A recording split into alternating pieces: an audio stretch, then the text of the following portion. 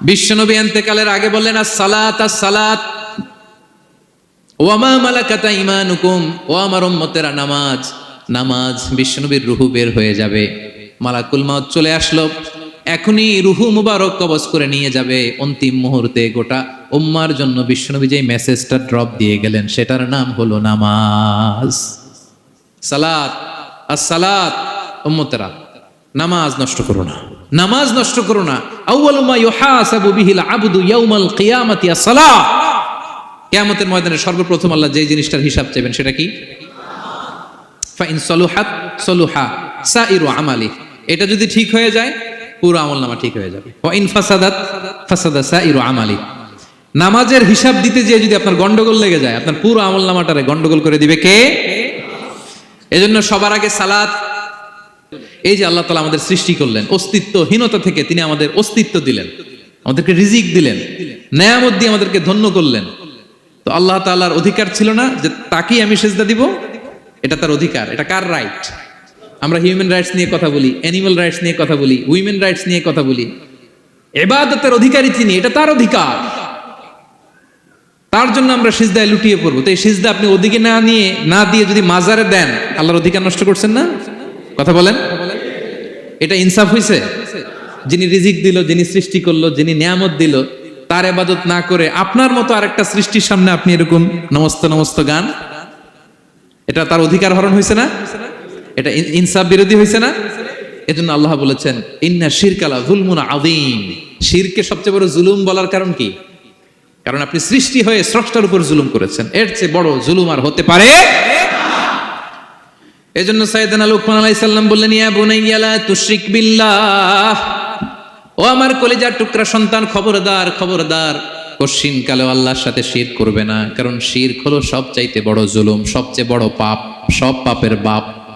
এর নাম হচ্ছে শিরক। এর চেয়ে বড় পাপ হতে পারে? পাপের জগতে যদি র্যাঙ্কিং করেন নাম্বার 1, সবাই নাম্বার 1। আল্লাহ সব মাফ করে দেয়, সব গুনাহ তিনি ক্ষমা করে দেয়, সব পাপকে তিনি চাইলেই মোচন করে দিতে পারেন, শুধুমাত্র কেবলমাত্র শিরকের গুনাহ ছাড়া। ঠিক কিনা? ইন্নাল্লাহা লা ইয়াগফিরু আন ইউশরাকা বিহি ওয়া ইয়াগফিরু মা দুনা যালিকা লিমান ইয়াশা। আল্লাহ তাআলা চাইলে সব গুনাহ তোমার ক্ষমা করে দিতে পারেন, কেবলমাত্র শিরকের গুনাহ ছাড়া। এটা ক্ষমা করে না, কারণ এইটা আল্লাহকে অপমান করার শামিল। ঠিক কিনা? প্রিয় ভাইরা, আমি সূরাতুল লুকমান থেকে একটি আয়াত তেলাওয়াত করেছি। সূরাতুল লুকমানের দ্বিতীয় রুকুর তাফসীর আজকে আমরা শুনবো। বেসিক্যালি এই দ্বিতীয় রুকুতে সাইয়েদনা লুকমান আলাইহিস সালাম ওনার ছেলেকে কিছু অ্যাডভাইস করেছিলেন, উপদেশ। বাবা হিসেবে আমরা আমাদের ছেলেমেয়েদের অ্যাডভাইস করি না? তো উনি ওনার সন্তানকে অ্যাডভাইস করেছিলেন। আর এই অ্যাডভাইসগুলো আল্লাহ তাআলার এত ভালো লেগেছে যে আল্লাহ তাআলা কোরআনের মধ্যে সরাসরি তুলে ধরেছেন। তার মানে আল্লাহ তাআলা বুঝাতে চান আমরাও যেন আমাদের সন্তানদেরকে এই অ্যাডভাইসগুলো করি। এবং আপনি অবাক হবেন, আমরা যখন তাফসিরের ইনডেপথ তাফসিরে যাব, ভিতরে ঢুকবো, আপনি অবাক হবেন যে 3000 বছর আগের সেই উপদেশমালা কিভাবে এই মডার্ন টাইমের সাথে এত প্রাসঙ্গিক হতে পারে। আজ থেকে প্রায় 3000 বছর আগের piece of advises, 3000 years back in the history. এত আগের উপদেশ, দেখবেন যে মনে হচ্ছে বর্তমান সময়ের জন্য এই উপদেশগুলো আল্লাহ ধরে ধরে কোরআনে তুলে ধরেছেন। তো এই জন্য আমাদের ছেলে মেয়েদেরকে আমরা কি নসিহত করব, এত দিকে তাকানোর দরকার নাই। বাসায় যে সূরা লুকমান খুলবেন, 31তম সূরা, 12 নম্বর আয়াত থেকে 19 নম্বর আয়াত পর্যন্ত, এই 8টা আয়াত আল্লাহ যা বলেছেন আপনি আর ভাবি মিলে সন্তানদেরকে এটা শোনাবেন। গুড ইনাফ, আর কিছু লাগবে না। প্রিয় ভাইরা, সন্তান আল্লাহর দেয়া অনেক বড় নেয়ামত। আল্লাহু আকবার। নেককার সন্তান আল্লাহর কাছে চাইতে হয়, চেয়ে নিতে হয়। নবীরা দোয়া করেছেন, রব্বি হাবলি মিনাস সলিহিন, আল্লাহ নেককার সন্তান দেন, হে আল্লাহ নেককার পুণ্যবান সন্তান দেন। আল্লাহ এমন সন্তান দেন যাদেরকে দেখলে আমাদের চোখ জুড়ায়। রব্বি জাআলনি মুকিমাস সলাতি ওয়া মিন যুররিয়াতি, আল্লাহ আমাকেও নামাজ কায়েমকারী বানান, আমার সন্তানকেও বানান। তো সন্তানের জন্য দোয়া করতে হয়, নেককার সন্তান চাইতে হয়।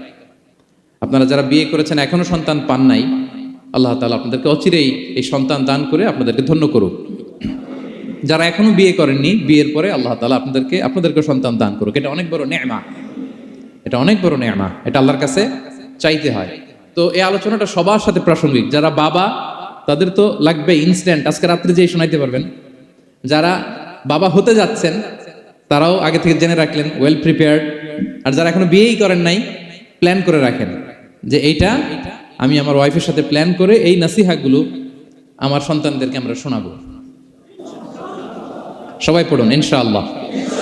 মানুষের নামে আল্লাহ তাআলা কোরআনে কয়টা সূরা দিয়েছেন? 8টি।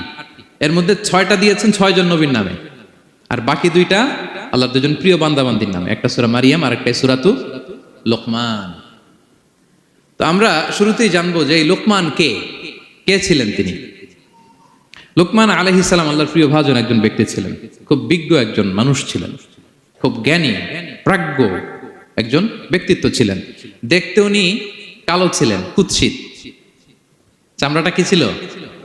কালো, ব্ল্যাক। তার মানে ব্ল্যাক হইলেই কাউকে ছোট করা যাবে না। কাজী নজরুল বড় সুন্দর লিখেছেন, কালো আর ধলো বাহিরে কেবল, ভিতরে সবাই সমান রাঙ্গা। কেটে দিলে রক্তের রং, যে কালো রঙের তার রক্ত, যে ধবধবে সাদা তার রক্ত লাল। তাহলে ব্ল্যাক হইলেই কাউকে ছোট করা চলবে না। সাইয়েদনা লুকমান আল হাকিম কুৎসিত বর্ণের একজন মানুষ ছিলেন, খাটো একজন মানুষ ছিলেন। কোথায় থাকতেন? মিশর, সুদান, ইথিওপিয়া, যেটা আগের নাম ছিল হাবাসা, এই রিজিয়নে। কেউ কেউ বলেছেন মিশরের কোন একটা এলাকায়, কেউ সুদান, কেউ ইথিওপিয়া। তো রিজিয়নটা কাছাকাছি। কি করতেন? কোন কোন মুফাসসির বলেন তিনি দর্জি ছিলেন, দর্জি। কেউ কেউ বলেন তিনি ছিলেন কানা নাজ্জারান, নাজ্জার মানে কাঠমিস্ত্রি ছিলেন। আবার কোন কোন মুফাসসির বলেন তিনি ছিলেন রাইল গানাম, মেষ পালক। বেশিরভাগ তাফসিরে এসেছে তিনি মেষ পালক ছিলেন, ছাগল চড়াতেন, যেটা নবীদের পেশা ছিল, দায়িত্ব ছিল। ওনারা ছাগল চড়াতেন শুরুর দিকে। তো লোকমান হাকিম তিনিও ছাগল চড়াতেন এবং তিনি দাস ছিলেন, মুক্ত জীবন তার ছিল না। তিনি একজন মনিবের আন্ডারে তার ছাগলগুলো মরুভূমিতে যেয়ে কি করতেন? চড়াতেন। মজার ব্যাপার হচ্ছে, সারা দুপুর, সারা বিকেল, সারা দিন ছাগল চড়িয়ে আসার পরে লোকমান যখন বাসায় ফিরে আসতো, তখন এলাকার লোকজন সবাই লোকমানের কাছে জড়ো হতো, আর উনি তাদেরকে তার প্রজ্ঞা, তার বিজ্ঞচিত কথাগুলো শেয়ার করতেন, শোনাতেন, এগুলো বলতেন। তো এগুলো দেখে লোকমানের মালিক অবাক, কিরে আমার কাছে এলাকার কেউ আসে না, কিন্তু আমার দাস দেখতে কুৎসিত কালো, এই লোকমানের কাছে সবাই এসে ঘিরে থাকে, কি ওর কাছে কি পায়, কি আছে ওর কাছে? তো শ্রোতাদের কয়েকজনকে ডেকে বলল, ঘটনা কি? তোমরা সবাই লোকমান সন্ধ্যাবেলায় ফিরে আসলে তার পাশে জড়ো হও কেন, কি পাও? তো তারা বললো, আপনার দাস লোকমান, এটা সে সাধারণ কোনো মানুষ নয়, সে অসাধারণ মানুষ। সে এমন কথা বলে এগুলো শুনলে জীবন পাল্টে যায়। সুবহানাল্লাহ বিহামদিহি। মালিক বলে, ঘটনা কি? আমি ওর মালিক, কই কোনোদিন তো এরকম ওর সাথে কোনো কনভারসেশনে যাই নাই, কথা হয় নাই, আমি তো শুনি নাই, দেখি আজকে চেক করে দেখি কি ওর এত বিজ্ঞতা, এত জ্ঞান, এত প্রাজ্ঞতা কিসের, দেখি। তো আজকে সন্ধ্যাবেলায় ফিরছে, উনি বলতেছি, ইয়া লোকমান ইযবাহ লানা শাতান, একটা ছাগল জবাই করো, ওয়া আখরিজ মিনহা আতিয়াবা মুদগাতাইন, এবার এই ছাগলের সবচেয়ে শ্রেষ্ঠ 2টা অঙ্গ কেটে নিয়ে আসো, যাও। ফাআখরাজাল লিসান ওয়াল কলব, লোকমান যে ছাগল জবাই করে ছাগলের জিহ্বাটা আর কলব, হার্ট, এই 2টা কেটে নিয়ে আসছে, বলছে এই 2টা শ্রেষ্ঠ। বলছে আচ্ছা ঠিক আছে। মালিক আবার বলল, ওয়াযবাহ লানা শাতান উখরা ইয়া লোকমান, যাও আরেকটা জবাই করো, ওয়া আখরিজ মিনহা আখবাসা মুদগাতাইন, এবার সবচেয়ে নিকৃষ্ট 2টা অঙ্গ ছাগলের কেটে নিয়ে আসো, যাও দেখি তো। ফাআখরাজাল লিসান ওয়াল কলব, সে আরেকটা ছাগল জবাই করে আবার জিহ্বা আর হার্ট, কলব কেটে নিয়ে আসছে, বলছে এই যে এটা সবচেয়ে নিকৃষ্ট। তো মালিক বলে, মা হাযা ইয়া লোকমান, মা লাকা ইয়া লোকমান, ঘটনা কি লোকমান?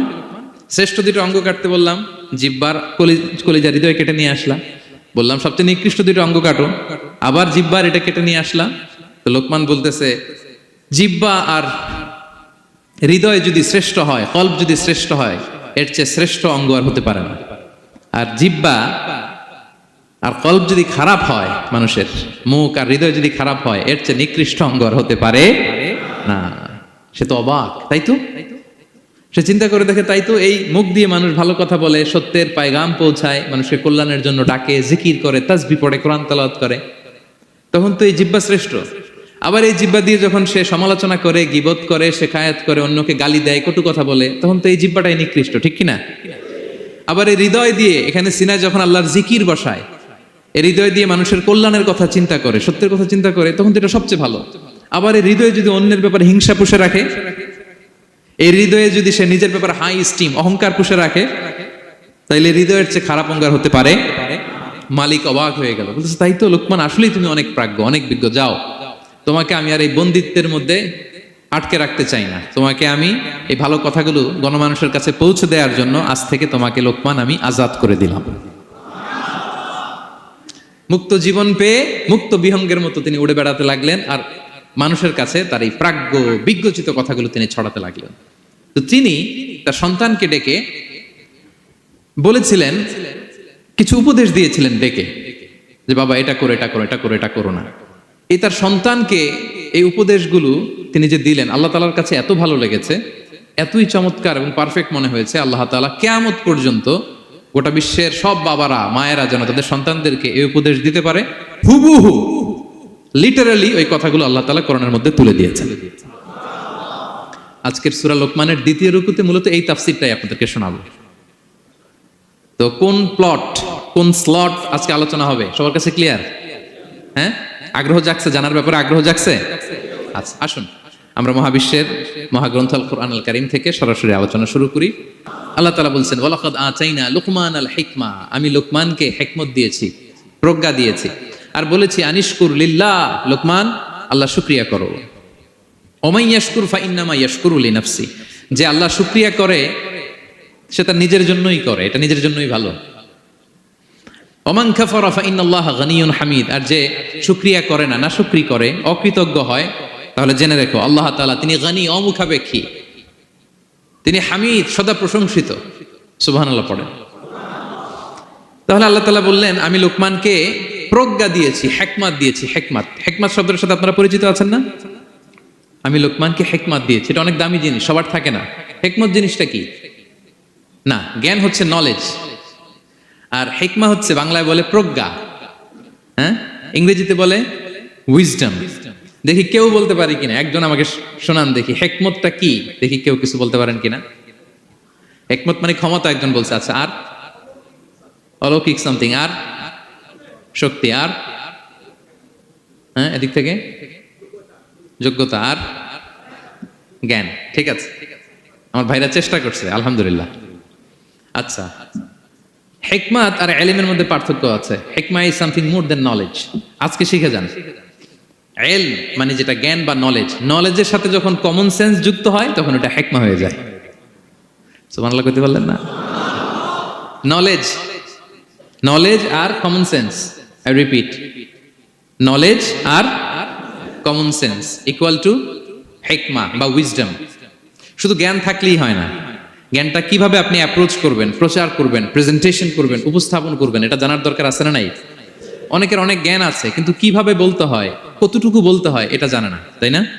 তাহলে জ্ঞানকে কাজে লাগানোর যে মেকানিজম, যে কর্মকৌশল, এটার নাম হিকমা।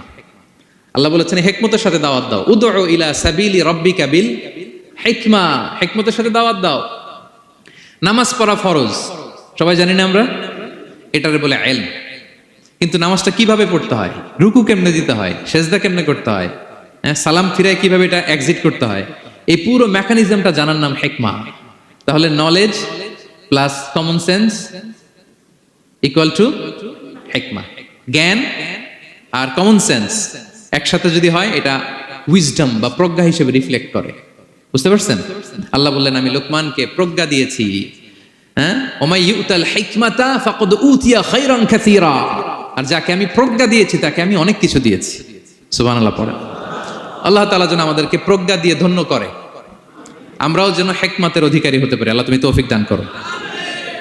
সেজন্য আল্লাহ বললেন, ওয়ালাকাদ আতাইনা লুকমানাল হিকমাতা আনিশকুর লিল্লাহ ওয়া মান ইয়াশকুর ফাইন্নামা ইয়াশকুরু লিনাফসি। আমি লোকমানকে হিকমা দিয়েছি মানে প্রজ্ঞা দিয়েছি, আর বলেছি আমি আল্লাহর শুকরিয়া করো। যে শুকরিয়া করে সে তার নিজের জন্যই করে, যে কুফরি করে, অকৃতজ্ঞ হয়, জেনে রেখো আমি আল্লাহ গানিয়ুন হামিদ, আমি গানি, অমুখাপেক্ষী, হামিদ, সব প্রশংসিত। আল্লাহ লোকমানকে বললেন আনিশকুর লিল্লাহ, আল্লাহর জন্য শুকরিয়া করো। শুকরিয়া যে করে সে তার নিজের জন্যই করে, এখানে আল্লাহর কিছু হয় না। নাকি আমরা শুকরিয়া করলে আল্লাহর ক্ষমতা 1 ইঞ্চি বেড়ে যায়? আমরা গোটা বিশ্বের সবাই সিজদায় পড়ে থাকলে আল্লাহর ক্ষমতা একটু বেড়ে যাবে না? পারবে? আর আমরা সবাই যদি সবচাইতে পাপী হয়ে যাই, আল্লাহর ক্ষমতা কমে যাবে না? কমবে? তাহলে লাভ লস আল্লাহর কিছু নাই, লাভ লস সব কাদের? আওয়াজ করে সবাই বলুন, লাভ লস কাদের? শুকরিয়া করলে আমাদের লাভ। লা ইন শাকারতুম লা আযীদান্নাকুম ওয়া লা ইন কাফারতুম ইন্না আযাবি লাশাদীদ। আল্লাহ বলেন, যদি তোমরা শুকরিয়া করো নেয়ামত বাড়িয়ে দেব, আর যদি কুফরি করো জেনে রেখো আমার আযাব, আমার পানিশমেন্ট, আমার শাস্তি বড় কড়া। আমি আল্লাহ সব সময় ধরি না, ধরলে ছাড়ি না। ঠিক কি না? ধরে ধরে ধরে না, ধরলে আল্লাহ ছাড়ে না। শুকরিয়া করলে তিনি বাড়াতে থাকে, দিতেই থাকে। শুকরিয়া করবেন তো পাবেন, নিয়ামতে শুকরিয়া করবেন তো পাবেন, করবেন তো পাবেন। তো শুকরিয়া করলে আমাদের লাভ, আমাদের লাভ। হাদিসে কুদসিতে আল্লাহ বলেছেন, এই বানি আদম সবাই মিলে, আলা আতকা কলবি রাজুলিন ওয়াহিদ, তোমরা যদি সবাই সবচেয়ে মুত্তাকি হয়ে যাও, ইবাদতে লুটিয়ে পড়ো সবাই, আমার কিচ্ছু পারবে না। আর তোমরা সবাই যদি আফজারি কলবি রাজুল ওয়াহিদ, সবচেয়ে নিকৃষ্ট আত্মার মানুষ হও, পাপাচারে ডুবে যাও, আমি আল্লাহর ক্ষমতার 1 ইঞ্চিও কমবে না। তাহলে শুকরিয়া করলে কাদের লাভ? সেটাই আল্লাহ বললেন, শুকরিয়া করলে তোমাদের লাভ। ওমান কাফারা ফা ইন্নাল্লাহা গানিয়্যুন হামিদ। তিনি অমুখাপেক্ষী, অমুখাপেক্ষী, তিনি কারো কাছে ঠেকে না, কিন্তু আমরা তার কাছে ঠেকা। ঠিক কিনা? আমরা বিপদে পড়লে কার কাছে চাই? আল্লাহ কারো কাছে চায়? আমাদের ফরিয়াদ আমরা কার কাছে জানাই? আল্লাহর কি কারো কাছে ফরিয়াদ জানানো লাগে? তিনি গানিয়্যুন হামিদ, অমুখাপেক্ষী, কারো প্রতি তিনি মুখাপেক্ষী নয়। গোটা বিশ্ব তার কাছে প্রার্থনা করে, গোটা বিশ্ব মুখ থুবড়ে তার কাছে পড়ে থাকে, গোটা বিশ্ব লুটিয়ে পড়ে সিজদায় পড়ে তার কাছে রোনাজরি করে, কিন্তু তিনি কারো কাছে কিছু চেতে হয় না। তিনি গানিয়্যুন হামিদ। এরপর আল্লাহ তাআলা সাইয়েদনা লুকমান আলাইহিস সালাম সন্তানকে কি উপদেশ দিলেন এর পরের আয়াত থেকে শুরু করলেন। আল্লাহ তাআলা বললেন, ওয়া ইয ক্বালা লুকমানু লিবনিহি ওয়া হুয়া ইয়াইদুহু ইয়া বুনাইয়া লা তুশরিক বিল্লাহ ইন্নাশ শিরকা লাযুলমুন আযীম। আল্লাহ বললেন, স্মরণ করুন সে সময়ের কথা যখন লোকমান তার সন্তানকে বলেছিল, কি অবস্থায়? ওয়া হুয়া ইয়াইদুহু, ওয়াজ করতেছিল, ছেলেকে নাসিহাত করতেছিল, কাউন্সেলিং করতেছিল। ফ্যামিলিতে এটা খুব জরুরি, নাসিহা করা, একে অপরকে উপদেশ দেয়া। কারণ আদ-দীনু আন-নাসিহা, দিন মানেই কল্যাণ কামনা করা, দিন মানেই অন্যকে কি দেয়া? উপদেশ দেয়া, নাসিহা দেয়া। এটা যেন আমরা দেই। এজন্য ফ্যামিলি কাউন্সেলিংটা জরুরি। নিজেই হুট করে সব সিদ্ধান্ত নেবেন না। আপনার স্ত্রীর সাথে পরামর্শ করুন, আপনার সন্তানদের সাথে পরামর্শ করুন। দেখেন সাইয়েদনা ইব্রাহিম আলাইহিস সালাম, তিনি স্বপ্নে দেখলেন তিনি ইসমাইলকে জবাই করতেছে।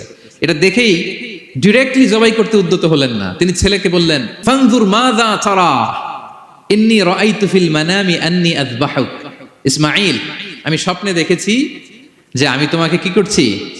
জবাই করছি। ফানজুর মাযা তারা, what's your opinion about it, what do you think about ইট।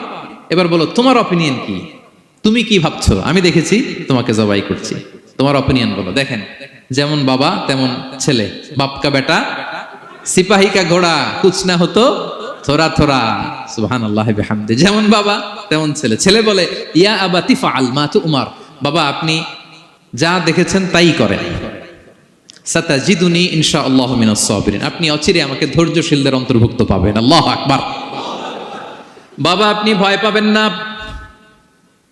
বিচলিত হবেন না, আমার কারণে আপনি আল্লাহর কাছে লজ্জিত হবেন না। আপনি যেমনটি দেখেছেন তেমনটি করুন, ভয় পাবেন না, অচিরেই আপনি আমাকে ধৈর্যশীলদের অন্তর্ভুক্ত পাবেন। যেমন বাবা তেমন ছেলে, ঠিক তেমন রেসপন্স, ঠিক তেমন উত্তর। সাথে সাথে বললেন, বাবা আপনি ভয় পাবেন না, করুন। তো দেখেন, আল্লাহর নবী ইব্রাহিম আলাইহিস সালাম স্বপ্নে যেটা দেখেছেন আল্লাহর পক্ষ থেকে এসেছে, চাইলেই তো ছুরি চালাতে পারতেন, চালিয়েছেন। কি করছেন? পরামর্শ করেছেন, কাউন্সেলিং করেছেন। ফ্যামিলি কাউন্সেলিংটা খুবই জরুরি। This is the first and foremost reminder tonight. আজকের তাফসীর থেকে প্রথম রিমাইন্ডার এটা, যে বাসায় আমরা কাউন্সেলিং করব, বড় কোনো সিদ্ধান্ত নিতে গেলে পরামর্শ করব, যেমনটি নবী আলাইহিস সালাম ওনারা করেছেন। ঠিক কি না? তাহলে সাইয়েদনা লুকমান আলাইহিস সালাম ছেলেকে উপদেশ দিচ্ছেন, আর উপদেশের ভাষা হতে হবে কোমল। দেখেন এখানে আল্লাহ তাআলা যেটা ব্যবহার করেছেন, ইয়া বুনাইয়া, যারা আরবি জানেন, বুনাইয়া শব্দটা কিন্তু সাধারণ শব্দ না। ইবনুন থেকে বুনাই মানে খুব আদর করে ছোট্ট বাচ্চাকে আমরা যেটা ডাকি, ও আমার কলিজার টুকরা সন্তান, ও আমার সোনামণি, ও আমার ছোট্ট মণি, ও আমার বাজান, ও আমার আব্বু। আর কি বলেন ছেলে মেয়েদেরকে আপনি? ছায়া কি, এটার মানে কি? হ্যাঁ, ইংরেজিতে বললে ডার্লিং। আর ঠিক আছে, ডার্লিং কিন্তু সবাইরে বলা যায়, মানে যাকে আপনি লাভ করেন, ভালোবাসেন, আপনার ছেলেকে ডার্লিং বলতে পারেন, মেয়েকে বলতে পারেন, আপনার ওয়াইফকে বলতে পারেন, অন্য আবার অন্যান্য নারীদেরকে বলা যাবে না, স্ত্রী পর্যন্ত, হ্যাঁ, কাছের যারা, এদেরকে। তো মালয়েশিয়ান ভাষা তো আমি জানি না, মালয়েশিয়াতে যেটা বলে ওইটা দিয়ে ডাকবেন, খুব সোহাগ দিয়ে, আদর দিয়ে, কারণ নাসিহাতের ভাষা খুব কোমল হতে হয়। যে নাসিহাত হৃদয়ে নিংড়ানো মমতা দিয়ে বেরোয়, ওই নাসিহাত অন্যের হৃদয়ে যে টাচ করে। কথা বুঝতে পেরেছেন? যেটা হৃদয় নিংড়ানো ভালোবাসা থেকে বেরোয় নাসিহাত, সেটা আপনার ছেলের হৃদয়ে যে টাচ করবে, ক্লিক করবে। আর যদি রেগে মেগে আগুন হয়ে ওরে ধরেন, নামাজ পড়লি না কেন, এটা করলি কেন, এমনটা হইলো কেন, ও শুনবে?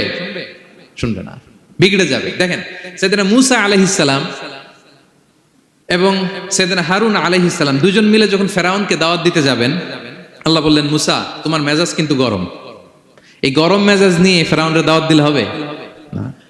রব্বুল আলামিন বললেন, মূসা তোমার মেজাজ বড্ড গরম, কিন্তু তোমার জিহ্বাটা দিয়েছি আমি নরম, এই নরম জিহ্বা দিয়ে ফেরাউনের দরবারে যে যখন দাঁড়াবা, ফাকুলা লাহু কাওলান লাইয়িনান লাআল্লাহু ইয়াতাযাক্কারু আও ইয়াখশা। সুবহানাল্লাহ পড়েন। ফাকুলা লাহু কাওলান লাইয়িনা, সফট ল্যাঙ্গুয়েজ ইউজ করবা, কোমল ভাষায় দাওয়াত দিবা, নরম ভাষায় সফট করে, কোমল করে, ভদ্র করে ফেরাউনের কাছে প্রেজেন্টেশন দিবা। হতে পারে তোমার এই সুন্দর প্রেজেন্টেশনের কারণে ফেরাউন দাওয়াত কবুল করে নিতে পারে। দেখেন, আমাদের যে অ্যাপ্রোচে ভুল অনেক দায়ীদের, ফেরাউনের মতো কুখ্যাত সন্ত্রাসী এই পৃথিবী আর দেখবে? কথা বলেন না কেন? ফেরাউনের চাইতে বড় গডফাদার, ফেরাউনের চাইতে বড় সন্ত্রাস ডাকাত এই পৃথিবীতে আর দ্বিতীয়টা কেউ এসেছে? তো এই ফেরাউনকে দাওয়াত দেওয়ার জন্য আল্লাহ মুসাকে বললেন, মুসা সফটলি বইলো, কোমল ভাষায় বইলো, একটু মোলায়েম সুরে বইলো, যাতে ওর হৃদয়ে টাচ করে। আর আমরা যাদেরকে খারাপ মনে করি, যাদেরকে আমরা পাপী মনে করি, তারা কি ফেরাউনের চেয়েও খারাপ? হ্যাঁ, তো তাদের কাছে আমরা যখন বার্তা পৌঁছাই, আমরা তো অ্যাগ্রেসিভ হই কেন, আমরা তো অ্যাটাকিং হই কেন, আমরা হিট করে করে কথা বলি কেন? না, দিস ইজ নট দ্য দাওয়া অ্যাপ্রোচ। এইভাবে দাওয়াত দিলে সেই দাওয়াত কোনো ফল বয়ে আনবে না। তো দেখেন, আল্লাহ বললেন, ওয়াইদ ক্বালা লুকমানু লিবনিহি ওয়া হুয়া ইয়াইদু, স্মরণ করুন সে সময়ের কথা যখন লোকমান তার ছেলেকে বলেছিল, ওয়াজ করে, উপদেশ দিয়ে, নাসিহা করে, ইয়া বুনাইয়া, ও আমার কলিজার টুকরা সন্তান, ও আমার সোনামণি, যত কোমল ভাষায় আপনার ছেলেকে ডাকতে পারেন, এরকম আদর দিয়ে, সোহাগ দিয়ে, হ্যাঁ, মায়া মমতা মাখা মোলায়েম কণ্ঠে ওকে ডাকবেন। ডেকে কি উপদেশ দিলেন দেখেন, সাইয়েদনা লোকমান প্রথম উপদেশ দিলেন, ইয়া বুনাইয়া, আমার সন্তান, লা তুশরিক বিল্লাহ, ও আমার কলিজার টুকরা বাবা, আল্লাহর সাথে তুমি শিরক করো না। প্রথম উপদেশ, খবরদার আমার কলিজার টুকরা সন্তান, আল্লাহর সাথে শরীক করতে যেও না, আল্লাহর সমকক্ষ কাউকে মনে করো না। আল্লাহকে যেমনি বড় মনে করো, আল্লাহকে যেমনি রিজিক দাতা মনে করো, আল্লাহকে যেমনি পালন কর্তা মনে করো, গোটা বিশ্বের কোন সৃষ্টিকে এমন মনে করো না। লা তুশরিক বিল্লাহ, শিরক করো না। প্রথম অ্যাডভাইস দেখেন, প্রথম অ্যাডভাইসটা অনেক গুরুত্বপূর্ণ, সবচেয়ে জরুরিটা আগে বলতে হয়। কি বলেন? আগে বলতেছে, লা তুশরিক বিল্লাহ, ও আমার সন্তান, আল্লাহর সাথে শরীক করো না, কারণ ইন্না শিরকা লা যুলমুন আযীম, আল্লাহর সাথে শিরক বড় পাপ, এটা হচ্ছে যুলমুন আযীম, অনেক বড় জুলুম, এটা মহাপাপ, এটা অনেক বড় জুলুম। শিরকের চাইতে বড় জুলুম আর হতে পারে? শিরকের চাইতে বড় জুলুম আর হতে পারে? কারণ এই জুলুম আপনি সৃষ্টি হয়ে করতেছেন কার প্রতি? বুঝে থাকলে উত্তর দেন। এই জুলুম আপনি সৃষ্টি হয়ে কার প্রতি করতেছেন? আল্লাহর প্রতি। জুলুম কারে বলে দেখি, কে বলতে পারে? অত্যাচার আর মানুষের হক নষ্ট করা, মাশাআল্লাহ অনেক চমৎকার, এটা জুলুম। তার মানে অধিকার নষ্ট করা, কি বলেন? অধিকার হরণ করা, এটা হচ্ছে জুলুম। ইনসাফ বিরোধী কাজ করা, এটা জুলুম। এই যে আল্লাহ তাআলা আমাদের সৃষ্টি করলেন, অস্তিত্বহীনতা থেকে তিনি আমাদের অস্তিত্ব দিলেন, আমাদেরকে রিজিক দিলেন, নেয়ামত দিয়ে আমাদেরকে ধন্য করলেন। তো আল্লাহ তাআলার অধিকার ছিল না যে তাকেই আমি সেজদা দিব? এটা তার অধিকার। এটা কার রাইট? আমরা হিউম্যান রাইটস নিয়ে কথা বলি, অ্যানিমাল রাইটস নিয়ে কথা বলি, উইমেন রাইটস নিয়ে কথা বলি। ইবাদতের অধিকারী তিনি, এটা তার অধিকার, তার জন্য আমরা সিজদায় লুটিয়ে পড়বো। তো এই সিজদা আপনি ওদিকে না দিয়ে যদি মাজারে দেন, আল্লাহর অধিকার নষ্ট করছেন না? কথা বলেন, এটা ইনসাফ হইছে? যিনি রিজিক দিল, যিনি সৃষ্টি করলো, যিনি নিয়ামত দিল, তার ইবাদত না করে আপনার মতো আরেকটা সৃষ্টির সামনে আপনি এরকম নমস্ত নমস্ত গান, এটা তার অধিকার হরণ হয়েছে না? এটা ইনসাফ বিরোধী হয়েছে না? এজন্য আল্লাহ বলেছেন ইন্না শিরকালা যুলমুন আযীম। শিরকে সবচেয়ে বড় জুলুম বলার কারণ কি? কারণ আপনি সৃষ্টি হয়ে স্রষ্টার উপর জুলুম করেছেন। এর চেয়ে বড় জুলুম আর হতে পারে না। এজন্য সাইয়েদনা লুকমান আলাইহিস সালাম বললেন, ইয়া বুনাইয়া লা তুশরিক বিল্লাহ, ও আমার কলিজার টুকরা সন্তান, খবরদার খবরদার, কশিন কালে আল্লাহর সাথে শিরক করবে না। কারণ শিরক হলো সবচাইতে বড় জুলুম, সবচেয়ে বড় পাপ, সব পাপের বাপ, এর নাম হচ্ছে শিরক। এর চেয়ে বড় পাপ হতে পারে? পাপের জগতে যদি র্যাঙ্কিং করেন, নাম্বার 1 সবাই নাম্বার 1। আল্লাহ সব মাফ করে দেয়, সব গুনাহ তিনি ক্ষমা করে দেয়, সব পাপকে তিনি চাইলেই মোচন করে দিতে পারেন, শুধুমাত্র কেবলমাত্র শিরকের গুনাহ ছাড়া। ঠিক কিনা?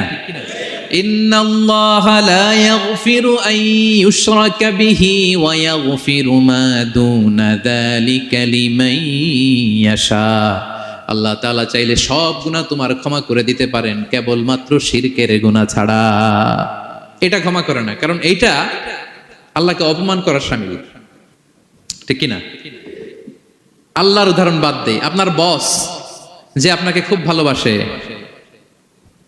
যে আপনাকে স্যালারির বাইরেও আরো অনেক কন্ট্রিবিউশন করে, টাকা দেয়, আদর করে, এই সুবিধা দেয়, ওই সুবিধা দেয়, আপনি উনারে শ্রদ্ধা না দেখাইয়া এই শ্রদ্ধা আপনি অন্যদের দেখান, কিন্তু উনারে শ্রদ্ধা করেন না, উনি এটা মেনে নিবে? কথা বলেন। যে আল্লাহ আপনার জীবন দিলেন, রিজিক দিলেন, সব দিলেন, গোটা জগৎটাই তো তার, সব দেওয়ার পরেও সিজদা যে আপনি কোথায় দেন? হ্যাঁ, মাজারে, দরগায়, বাবার কাছে। এরকম আছে না নাই? হ্যাঁ, আমাদের এখানে কেউ নাই। হ্যাঁ, দেশে গেলে এরকম মাজারে যে মানত টানত করেন নাকি? হ্যাঁ, মানত করেন? মাজারে সেজদা দেওয়া যাবে? চাইতে হবে একটা সত্তার কাছে। চিল্লায় বলুন তো, তিনি কে? এজন্য বিশ্বনবী বললেন, ইযা সাআলতা ফাসআলিল্লাহ, চাইলে আল্লাহর কাছে চাও। ওয়া ইযা ইসতাআনতা ফাসতাইন বিল্লাহ, সাহায্য যদি চেতে হয় একজনের কাছে চাইবা। চিল্লায় বলেন, তিনি কে? নাকি বাবার কাছে? হ্যাঁ, দয়াল বাবা রে দয়া করো আমারে। আপনার বাবার যখন ডায়রিয়া হয়, উনি চায় কার কাছে? আপনার বাবা যখন বিপদে পড়ে, কাঁদে কার কাছে? এই জন্য আমরা চাবো কার কাছে? দয়ালা আল্লাহ রে দয়া করো আমারে, এটা বলতে হবে। ঠিক কিনা? বলেন সবাই, দয়ালা আল্লাহ রে দয়া করো আমারে। এজন্য এই জিনিসটা সাইয়েদনা লুকমান আলাইহিস সালাম প্রথমে ফোকাস করলেন, বললেন লা তুশরিক বিল্লাহ, ও আমার কলিজার টুকরা সন্তান, আল্লাহর সাথে শিরক করো না, খবরদার, আল্লাহর সাথে কাউকে সমকক্ষ মনে করবা না। কারণ ইন্না শিরকা লা যুলমুন আযীম, শিরক হলো সবচাইতে বড় পাপ, মহা জুলুম। এই জুলুম আল্লাহর প্রতি করা হয়। তাহলে প্রথম উপদেশটা বুঝতে পারছেন আমার প্রিয় ভাইয়েরা? আল্লাহর সাথে শিরক করা চলবে না। চাইবো কার কাছে? সন্তান হয় না, কই চাবেন? নাকি মাজারে? মাজারে চাওয়া যাবে? বাবার কাছে চাওয়া যাবে? ছেলে সন্তান দেয় কে? মেয়ে দেয় কে? ছেলে মেয়ে দুটোই দেয় কে? ছেলেও দেয় না, আবার মেয়েও দেয় না। চিৎকার করে বলেন তো, তিনি কে? আমরা তার কাছে চাইব। সব পরিস্থিতিতে আমরা একজনের কাছে চাইব, তিনি কে? আবার রব্বুল আলামিন বিশ্বনবীকে জানিয়ে দিলেন, ও নবী শোনো শোনো, তোমার আগে সব নবীকে আমি জানিয়ে দিয়েছি, লা ইন আশরাকতা লা ইয়াহবাতান্না আমালুকা ওয়া লা তাকুনান্না মিনাল খাসিরিন। তুমি যদি আল্লাহর সাথে কাউকে শিরক করে ফেলো, তোমার সব আমলগুলো বাতিল হয়ে যাবে, কিয়ামতের ময়দানে তুমি হবা খাসিরিন, ক্ষতিগ্রস্ত, কিছুই থাকবে না। কিয়ামতের ময়দানে তুমি হবা হাই হাই কোম্পানির ম্যানেজার। যদি শিরক করো, তোমার আমল বাতিল, খবরদার, কিয়ামতের দিন তুমি হাই হাই করবে, অভাগা দুর্ভাগা হয়ে উঠবে। এজন্য শিরককেও আমরা না বলে দিব। শিরকের সাথে আমাদের কোনো সম্পর্ক আছে? জোরে বলেন। গুরুত্বপূর্ণ পয়েন্ট। এজন্য ছেলেকে আগে বললো, বাবা খবরদার শিরক করো না। আবার হাদিসে কুদসিতে রব্বুল আলামিন বলেন, গোলাম কিয়ামতের কঠিন ময়দানে গোটা জমিন পরিমাণ গুনার বোঝা নিয়ে যদি তুমি আমি আল্লাহর দরবারে হাজির হয়ে যাও, আর ওই গুনার বোঝার মধ্যে যদি শিরকের গুনাহ না থাকে, আমি আল্লাহ গোটা জমিন পরিমাণ ক্ষমার বস্তা নিয়ে তোমার কাছে হাজির হয়ে যাব। কথাটার ওজন দেখছেন? জমিন পরিমাণ গুনাহ নিয়ে আসছো আমার কাছে কিয়ামতের দিন। ওই গুনার মধ্যে অনেক ধরনের গুনাহ, নামাজ পড়ো নাই, রোজা রাখো নাই, এই করছো সেই করছো, কিন্তু এই গুনার বিশাল পৃথিবী পরিমাণ গুনার বোঝার মধ্যে শিরকের গুনাহ নাই। তাহলে আমি আল্লাহ এই দুনিয়া পরিমাণ ক্ষমার বোঝা নিয়ে তোমার কাছে চলে আসবো। শিরক করা যাবে? তাহলে প্রথম উপদেশ দিলেন, হে আমার কলিজার টুকরা সন্তান, শিরক করো না, শিরক করো না। আমার ভাইয়েরা, আমার কলিজার টুকরা ক্লাঙের ভাইয়েরা, সন্তানদেরকে এই শিরকের ব্যাপারে, শিরকের ভয়াবহতার ব্যাপারে আপনাকে জানাতে হবে। It's your duty. আপনি শুধু বাবা হইলেই চলবে না, আপনার ছেলে মেয়ে কোন পথে চলবে এটা আপনাকে ঠিক করে দিতে হবে। ওরা এখন ছোট, ছোট থেকে যদি এই তাকওয়ার সফটওয়্যারকে ইনস্টল করে দেন, ওই সফটওয়্যার দিয়ে তার জীবন চলবে, ঠিক কিনা? হ্যাঁ, ওরা যখন ছোট থাকে কাদা মাটির মতো থাকে। কাদার মাটিকে যেমন ডিজাইন করতে মনে চায় করা যায় না? একই কাদা মাটি দিয়ে বল বানানো যায়, ঘর বানানো যায়, পুতুল বানানো যায়, ওই এটা বানানো যায়, অনেক কিছু বানানো যায়। কিন্তু এটা যখন শুকিয়ে শক্ত হয়ে যায়, আর কিছু করা যায়? হ্যাঁ, আমাদের আঞ্চলিক ভাষায় বলে কাঁচা না নোয়ালে বাস, পাকলে করে। ছোটবেলা থেকেই now this is the high time ওদেরকে এডুকেট করার এখন মোক্ষম সময়। এটা আপনার রেসপন্সিবিলিটি, বাবা হিসেবে করতেই হবে। নতুন প্রজন্মকে আমাদের বাঁচাতেই হবে, ঠিক কিনা? মানুষের পেট থেকে বেরোলেই কেউ মানুষ হয় না। গরুর পেট থেকে যেটা বেরোয় এটা গরু, ছাগলের পেট থেকে বেরোলেই ছাগল হয়ে যায়, হাতির পেট থেকে বেরোলেই হাতি হয়ে যায়। কিন্তু মানুষের পেট থেকে একটা কিছু বেরোলেই ওটা মানুষ হয়, ওটার মানুষ বানাতে হয়। কি করতে হয়? মানুষ বানাতে হয়। গরুকে কেউ কোনোদিন বলে না তুই গরুর মতন গরু হ। ছাগলরে কেউ কোনোদিন কইছে যে তুই ছাগলের মতো ছাগল হ। কিন্তু এই মানুষকেই বলা হয় তুমি মানুষের মতো মানুষ হও, মানুষের মতো মানুষ হও। মানুষের মতো মানুষের বড্ড অভাব, ঠিক কিনা? তো আমাদের ছেলেমেয়েরা মানুষের মতো মানুষ হোক, আমরা চাই কি চাই না? এই উপদেশগুলো আমাদের দিতে হবে, ওদেরকে জানাতে হবে। ছোট্ট মানুষ অনেক কিছুই বুঝে না, ওদেরকে কোনটা সত্যবাদিতা, কোনটা ন্যায়পরায়ণতা, কোনটা আমানতদারিতা, কোনটা চুরি ধরে ধরে বোঝাতে হয়। আমাদের ছোট্ট সোনামণিরা দেখবেন ছোটবেলায় ওই ছোট অবস্থায় যারা থাকে, ছোট স্কুলে যায়, স্কুলে যে আরেকজনের পেন্সিল ব্যাগে করে নিয়ে আসে দেখবেন। মানে ওরে দিয়েছেন আপনি ব্লু কালারের, ওর এটা ভালো লাগে নাই, ওর ভালো লাগছে পিঙ্ক কালারের একটা, তো আরেকজনের পিঙ্ক কালারের পেন্সিল ব্যাগে করে নিয়ে আসছে, রাবার নিয়ে আসছে। ও খারাপ মনে আনে নাই, কারণ ও জানে না, ও ভাবছে যেটা সুন্দর লাগে ওইটাই মনে হয় আমার। কিন্তু অন্যের জিনিস যে না বলে নিয়ে আসলে এটাতে চুরি বলে, ওইটা জানেই না। তো এগুলো ওদেরকে জানানোর, শিখানোর দরকার আছে না নাই? দায়িত্বটা কার? বাবা মায়ের। আমার প্রিয় ভাইয়েরা, সন্তানদেরকে যেন আমরা গাইড করি, ইনস্ট্রাক্ট করি, আমরা যেন ওদেরকে শিখাই কোনটা সত্য কোনটা মিথ্যা। এখন তো এই যে সোশ্যাল মিডিয়ার যুগ, এটা ছাড়া খেতেই চায় না, তাই না? ঘুমাতেই চায় না। সে কি দেখে এটা আপনার জানতে হবে। সে কোথায় যায়, সে কার সাথে মেশে, সে কোন সাইটগুলো ব্রাউজ করে, এটা বাবা হিসেবে জানার দরকার আছে না নাই? প্যারেন্টিং কন্ট্রোলের একটা ব্যবস্থাপনা আছে, আপনি কন্ট্রোল করে দিতে পারবেন। আপনি সাইন করে দিবেন ইউটিউবে আপনার জিমেল দিয়ে, ও কি দেখে আপনি সব চেক করতে পারবেন হিস্ট্রিতে। যুগ যেমন, ওই যুগের মেডিসিনও তেমন, ওইভাবে আপনাকে নিয়ন্ত্রণ করতে হবে। কারণ এই যুগে আমাদের তরুণ শিশু কিশোররা এত এত চ্যালেঞ্জের সম্মুখীন হচ্ছে যেটা আগে কখনো হয় নাই। The world is changing so fast, it's very difficult to handle our teenagers. ওদের প্রশ্ন শুনলে আপনি অবাক হয়ে যাবেন। আমি উত্তর দিতে পারি না মাঝে মাঝে, আমার ছোট মেয়ের অনেক প্রশ্নের উত্তর দিতে পারি না, মানে পারি, ও মানতে চায় না, আর্গুও করে, এমন এমন কথা বলে যেগুলো আমরা 10-15 বছর বয়সেও শিখি নাই। আজকে 5-6 বছরের ছোট বাচ্চা, ছেলে মেয়ে আপনাকে এমন প্রশ্ন করবে আপনি অবাক হয়ে যাবেন। এই জন্য ছোটবেলা থেকেই ওদের মন মস্তিষ্কের ভেতরে এই ইসলামের শিক্ষাটা ঢুকাই দিতে হবে। আমার ভাইয়েরা, ইসলাম সেটাই চায় যে এই মাত্র জন্মগ্রহণ করছে যে বাচ্চাটা, নবজাতক, নিউ বর্ন বেবি, ওর আমল নামা শুরু হয়েছে? সবাই বলেন, এই মাত্র ভূমিষ্ঠ একটা বাচ্চার আমল নামা শুরু হয়েছে। তারপরে ইসলাম বলে ওর কানের সামনে আল্লাহু আকবার, আল্লাহু আকবার বলে আল্লাহর নামটা ঢুকিয়ে দাও। এখনো আমল নামা শুরু হয় নাই, এখনো ভালো খারাপের কিছুই হয় নাই, তারপরও আল্লাহ বলে দুনিয়াতে আসার সাথে সাথে আজান দিয়ে ইসলামের কথাটা কানের ভেতরে ঢুকায়া দাও। আমাদের দায়িত্ব হচ্ছে ওদেরকে এডুকেট করা। 1 নাম্বার উপদেশ তিনি দিলেন, লা তুশরিক বিল্লাহ, শিরক করো না। শিরক মহাপাপ। এই পয়েন্টটা বুঝতে পারছেন সবাই? উনি বেসিকলি ওনার সন্তানকে 9টা উপদেশ দিয়েছিলেন। কয়টা? সবাই বলুন। 9টা। এরপর আল্লাহ তাআলা আরেকটা এক্সট্রা উপদেশ দিয়ে দিয়েছেন। 9 আর 1 মিলে তিলকা আশারাতুন কামিলা, একেবারে ফাইনাল 10টা হয়ে গেছে, পরিপূর্ণ। তো শিরকের ব্যাপারে সতর্ক করার সাথে সাথে আল্লাহ তাআলা নিজ থেকে একটা উপদেশ দিলেন।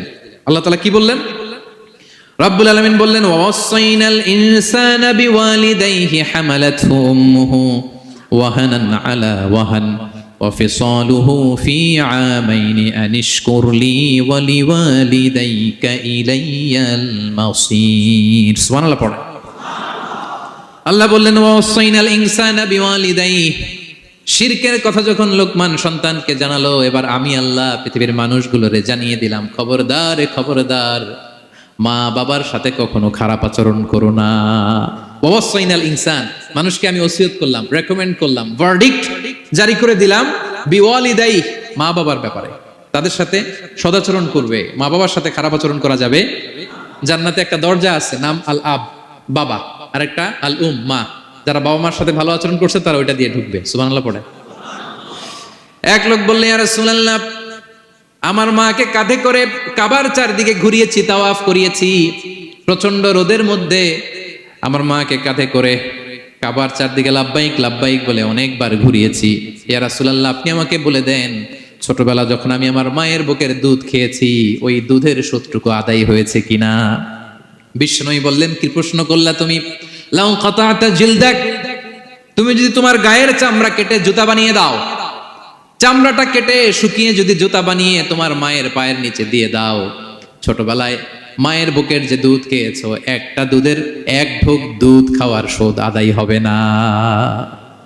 1 ঢোক যে দুধ খাইছো ওইটারই শোধ আদায় হবে না। খবরদার খবরদার, বাবা মার ব্যাপারে সাবধান। বিশেষ করে মায়ের সাথে, দুজনের কথাই আল্লাহ প্রথমে বললেন, এরপরে বললেন বিশেষ করে মায়ের সাথে, কারণ হামালাতহু উম্মুহু, বাবা তোমারে পেটে ধরে নাই, পেটে ধরেছে কে? ওয়াহানান আলা ওয়াহান, 10 মাস 10 দিন বোঝার পরের বোঝা, যন্ত্রণার পরে যন্ত্রণা বাবা সহ্য করে নাই, করেছে কে? এত বড় একটা পেট হয়ে গেছিল, জানেন তো? হ্যাঁ, আল্লাহ। এই পেটটা নিয়ে বারবার কিচেনে যাওয়া লাগছে, এটা নিয়ে টয়লেট করে, এটা নিয়ে গোসল করে, ঘুমাতে পারে না, শুইলে উঠতে পারে না, উঠলে বসতে পারে না। 1 দিন 2 দিন, 1 সপ্তাহ 2 সপ্তাহ, 10 মাস 10 দিন আমার মাকে এই কষ্ট দিয়েছি। মায়ের কলিজার মাঝখানে লাথি মেরে দুনিয়াতে এসেছে। এরপর আল্লাহ বললেন, ওয়া ফিসালুহু ফি আমাইন, এখানেই শেষ নয়, দুধ ছাড়াতে লেগেছে 2 বছর। কয় বছর? ও গো মা, তুমি এই ধরনের শ্রেষ্ঠ নেয়ামত, তোমারই পদ তলে রয়েছে জান্নাত। ও গো মা, তুমি এই ধরনের শ্রেষ্ঠ নেয়ামত, তোমারই পদ তলে রয়েছে জান্নাত। ঠিক কিনা? দেখেন আল্লাহ মর্যাদা কোথায় বাড়ালো। আমাদের দুনিয়ার পুরুষ মানুষদের পায়ের নিচে থাকে জুতা, জুতার নিচে বালু, কার্পেট কিংবা ফ্লোর। আর আল্লাহ বলে, দুনিয়ার এক একটা মায়ের পায়ের নিচে আমি জান্নাত দিয়ে রেখেছি। এই পৃথিবীটারে 100 বার বিক্রি করলে জান্নাতের একটা চেয়ারের দাম হবে? বুঝে শুনে উত্তর দিবেন। এই পৃথিবীটাকে, পৃথিবীর যে সম্পদ, এটা এস্টিমেশন করে, হ্যাঁ, 1000 বার বিক্রি করলে যে দামটা হবে, ওই দাম দিয়ে জান্নাতের একটা চেয়ারের দাম হবে?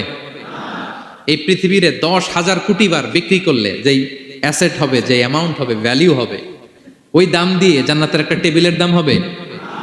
আর যেই জান্নাত, পুরো জান্নাতটা মায়ের পায়ের নিচে পড়ে আছে, ওই পা দুইটার দাম কত?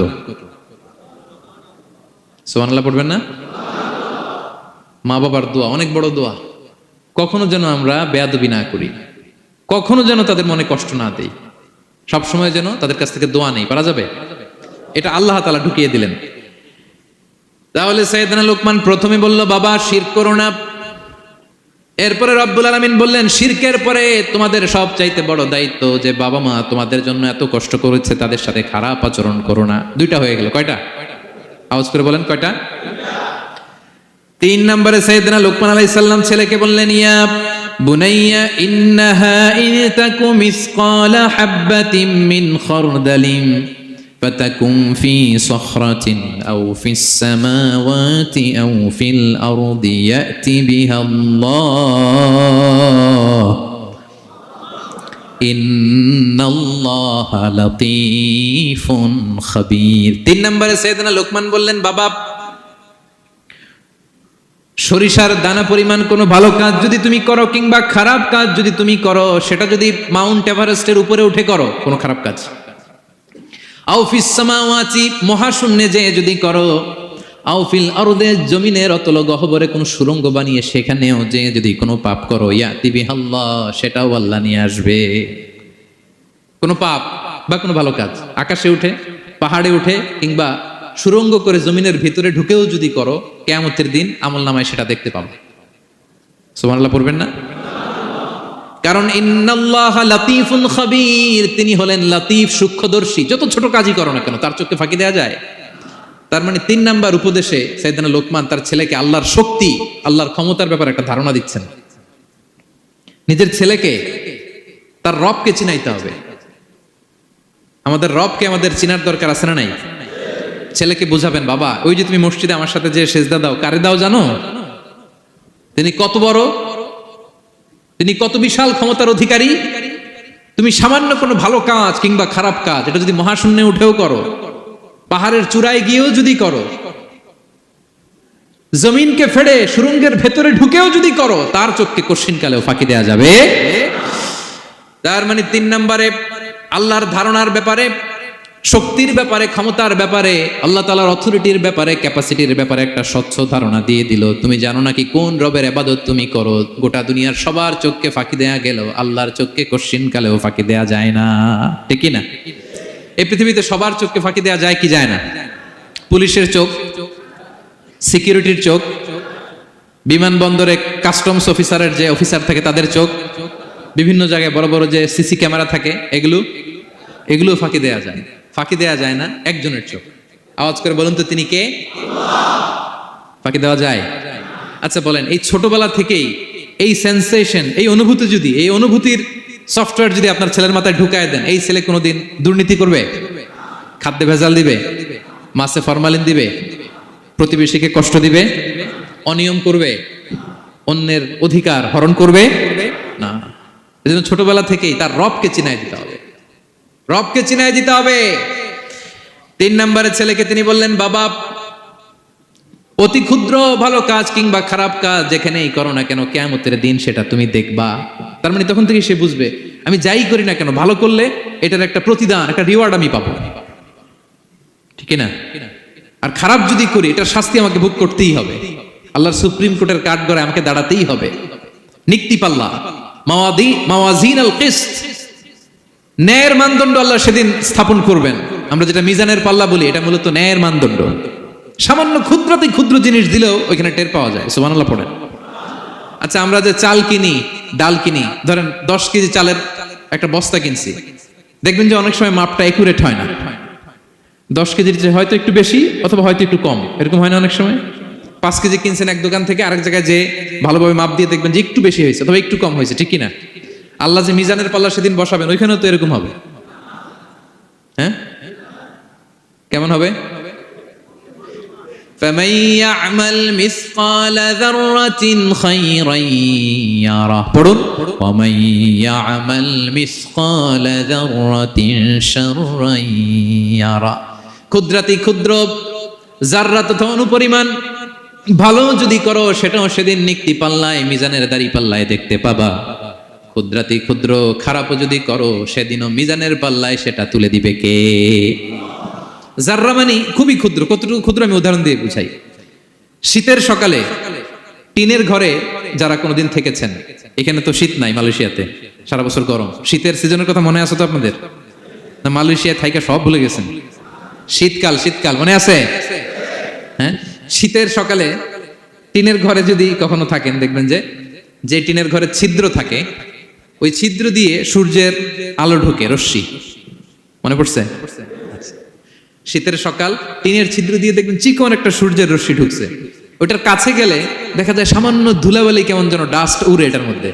অন্যদিকে কিন্তু দেখা যায় না, এদিকে নাই, কিন্তু ওই ছিদ্রটার কাছে গেলে দেখা যায় আলো যেদিক থেকে পড়ছে নিচ পর্যন্ত পুরোটার মধ্যে ধূলিকণা।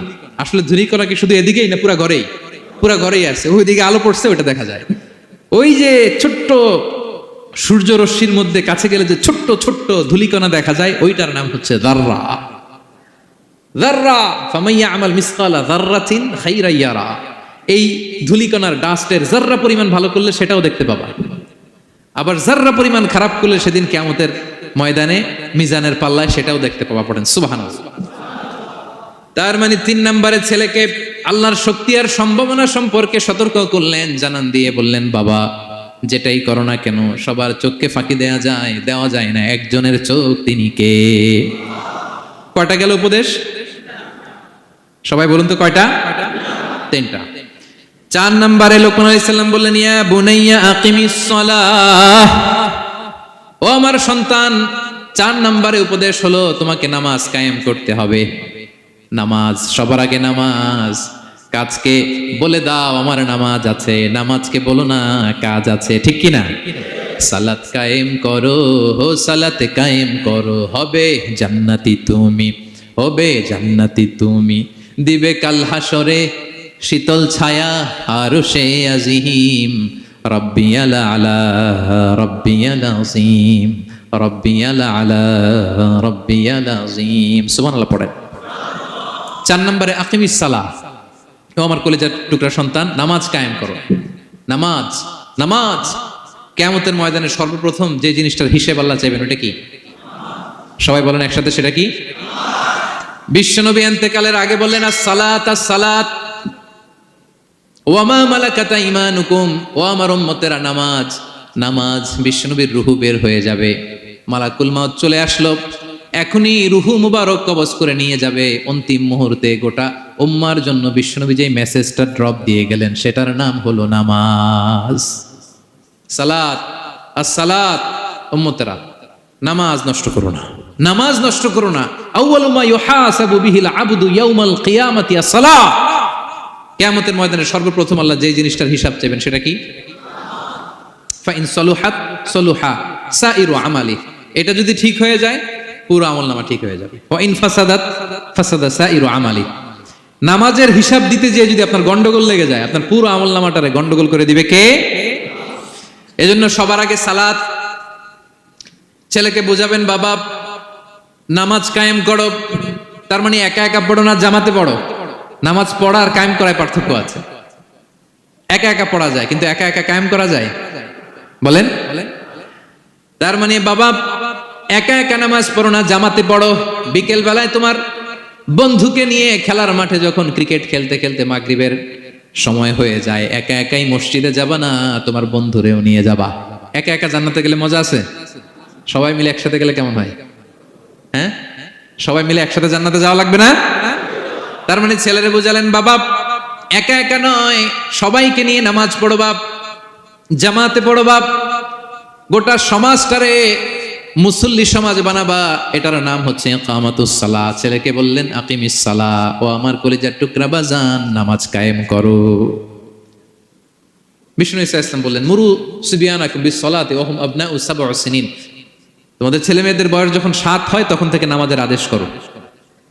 ওয়াদরিবুহুম আলাইহা, আর তাদেরকে শাসন করো। ওয়াদরিবুর অনেক অর্থ হতে পারে, শাসন করো, একটু রূঢ় আচরণ করো, প্রয়োজনে মৃদু প্রহার করো। যখন তাদের বয়স হয়ে যায় 10, বয়স হয়ে যায় 10 কিংবা তার উপরে, আমাদের ছেলে মেয়ে আছে বয়স, দেখি কয়জন আছে দেখি 10 বছরের। হ্যাঁ দেখছেন, কঠোর হইতে হবে আপনাদের যদি নামাজ না পড়ে, হাত নামান। 7 পর্যন্ত নিয়ে যাবেন সাথে করে। বয়স যখন 7 হয়, বারবার যখন সালাতের কথা বলবেন সাথে করে নিয়ে দাঁড়াবেন। জুমার দিন মসজিদে নিয়ে যাবেন, মাঝে মাঝে নামাজে নিয়ে যাবেন। 7, 8, 9 এই 3 বছরের ট্রেনিং এ 10 বছর তো এমনি পাক্কা নামাজে হয়ে যাবে, ঠিক কিনা? নাকি বলবেন হুজুর আমি তো পড়ি না, আমারই তো খবর নাই।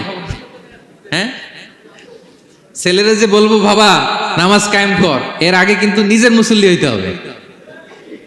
এটা বুঝতে পারতেছেন তো? হ্যাঁ, ছেলেকে বলতে হইলে আগে নিজের মুসল্লি হইতে হবে। নামাজের ব্যাপারে নো কনসিডারেশন, কোনো ছাড় নাই।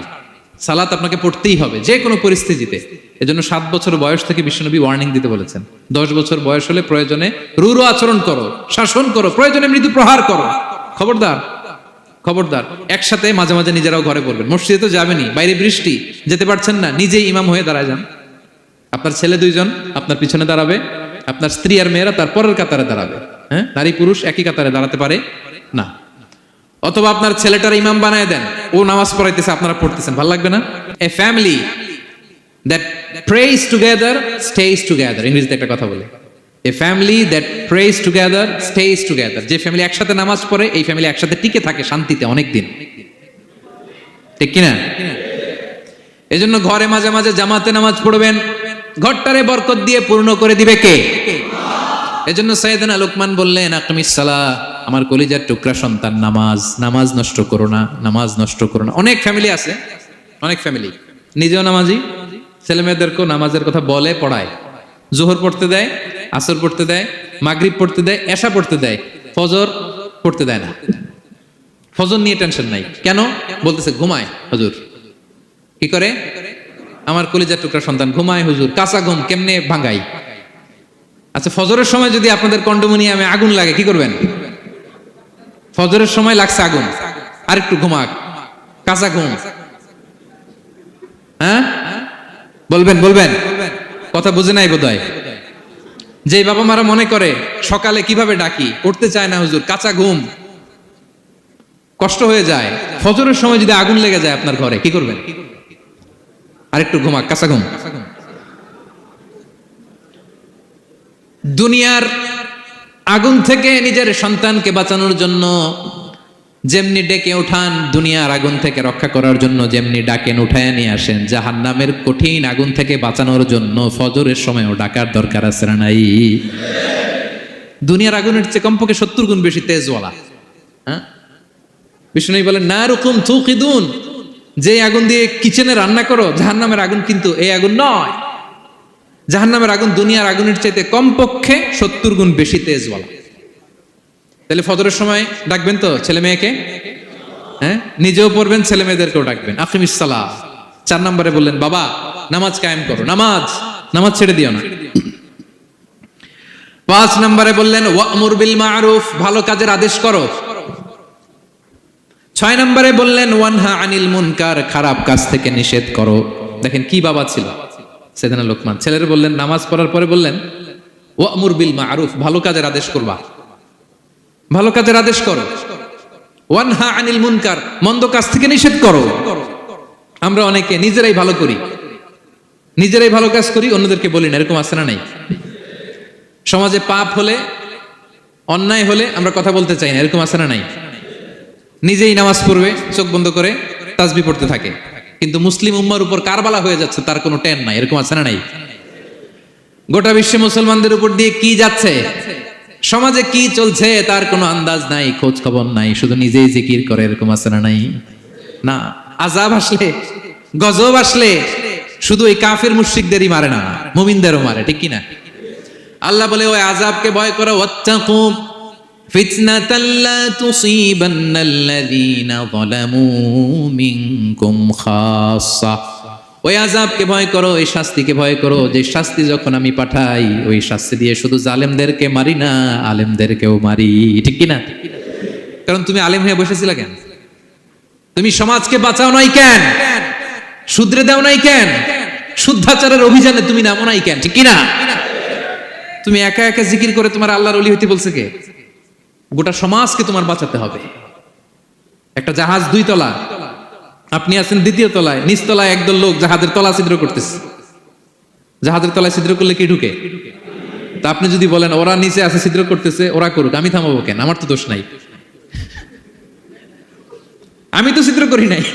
ছিদ্র করছে কারা? ওরা। পানি ঢুকলে ওরা মরবে, আমি তো বেঁচে যাবো। বাঁচবে? কারণ সে তো জাহাজের ভিতরেই। আপনি যে যদি এই পাগলগুলারে না থামান, ওরা তো মরবেই, আপনিও শেষ। চিল্লায় বলেন ঠিক কিনা? এজন্য সমাজে যখন পাপ হয়, অন্যায় হয়, দেখা মাত্রই আপনাকে থামাতে হবে। তা না হলে এই পাপের কারণে, অন্যায়ের কারণে আযাব আর গজব যখন আসবে, পাপীরাই মরবে না, আপনিও মরবেন, ঠিক কিনা? মুসা আলাইহিস সালামের পায়ের মধ্যে একবার একটা লাল পিঁপড়া কামড় দিছে। এই সাইজের যে লাল পিঁপড়াগুলো কামড় দিলে খুব আরাম লাগে না? কেমন লাগে? হ্যাঁ, খুব ব্যথা করে, প্রচন্ড ব্যথা করে। তো মুসা আলাইহিস সালামের মেজাজ কি নরম না গরম? খুব তাড়াতাড়ি রেগে যেতেন উনি। এক এক নবীর এক এক অ্যাট্রিবিউটস ছিল, হ্যাঁ, এক এক বৈশিষ্ট্য ছিল। উনি অনেক রেগে যেতেন। উনি থাপ্পড় মেরে একবার ফেরাউনের বাবুর্চিকে দুনিয়া থেকে শেষ, এক থাপ্পড়, এত শক্তি। সেই বুখারীতে এসেছে মালাকুল মাউতকে মারছিলেন একটা। ওই যে ছোটবেলা থেকে মারার অভ্যাস, ছোটবেলায় কার গালে দিছিল জানে না বোধহয়? ফেরাউন। অন্যায় দেখলেই ছোটবেলায় ফেরাউনের গালে দিছে একটা, বড় হয়ে ফেরাউনের বাবুর্চির একটা, এরপরে মালাকুল মাউতকেও একটা। এর কারণ মালাকুল মাউত আবার মালাকুল মাউতের মতো আসেনি, মানুষের আকৃতিতে এসেছিল। তো পারমিশন না নিয়ে ঢুকছে। উনি ভাবছে এমনি মানুষ, কিরে পারমিশন নিলি না কেন? তো মুসা আলাইহিস সালামের পায়ের মধ্যে লাল পোকা, লাল পিঁপড়া কামড় দিছে, প্রচন্ড ব্যথা পাইতেছে আর ডলতেছে আর রেগে গেছে। রেগে তাকে দেখে দিকে লাল পিঁপড়ার বাসা, যে পা দিয়ে ডলে সবগুলোর মেরে ফেলছে। তো ঘটনাটা ছিল মুসা আলাইহিস সালাম আল্লাহকে জিজ্ঞেস করছিলেন, এই ঘটনাটা আল্লাহ কেন ঘটাইছে? আল্লাহকে জিজ্ঞেস করছিলেন, আল্লাহ আযাব যখন কোনো এলাকায় পাঠান তখন তো শুধু জালিমরাই মরে না, ভালো লোকগুলাও তো মারা যায়, তো এই আযাবে ভালো লোকগুলা কেন মরে? আল্লাহ উত্তর দেয় না, এই ঘটনা ঘটাই দিছে। পিঁপড়া যখন কামড় দিছে রেগে সবগুলো মেরে ফেলছে। আল্লাহ বলে, মুসা কামড় দিছিল কয়টা? কয় আল্লাহ একটা। তো ওগুলোর মারলা কেন? অ্যাকশনে যখন যায় এত কিছু দেখে অ্যাকশন নেওয়া যায় না। এজন্য আল্লাহ বলেন, ওয়াত্তাকু ফিতনাতাল লা তুসিবান্নাল্লাযীনা যালামু মিনকুম খাসসা। ওই ফিতনাকে মানে ওই আযাবকে ভয় করো, যে আযাব যখন আসবে শুধু খারাপ লোকগুলোর উপরে আসবে না, ভালো লোকগুলোও বাঁচতে পারবে।